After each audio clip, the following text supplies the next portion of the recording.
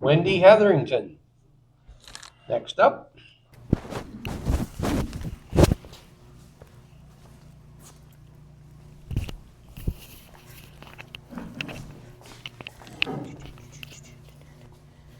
Oops, I put them backwards.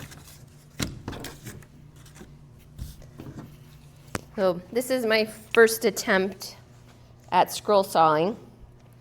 I did it on 2 different thicknesses of birch plywood and used a scroll saw that found its way into Jeff's car to come to our house. I used a regular blade for the back piece, didn't like that.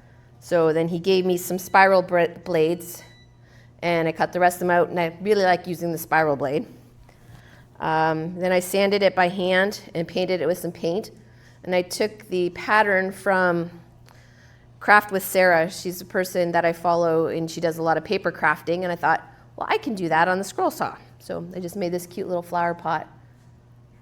She has a whole series, but I picked this one because I liked it. And then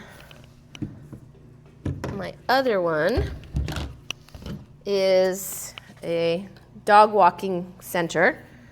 I saw a design in one of the scroll saw books, and I'm like, well, that dog's not my dog.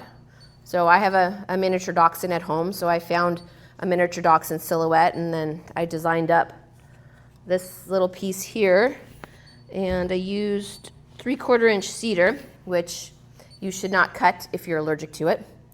It doesn't really work well for you.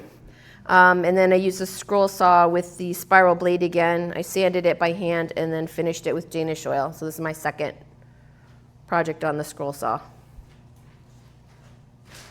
So this little doggy, I've named him Omni, after my doggy.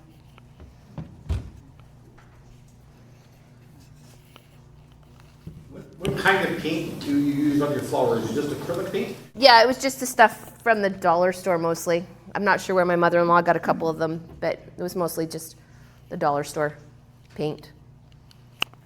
So you're really moving along with the scroll saw. I made 2 things. Yeah, it's pretty good. You just got that, really. Yeah, about 2 months before Christmas. I think it was after the scroll saw workshop, right? Yeah, Cool. it's all set up in the basement. Jeff uses it more than I do, but Good. Thanks.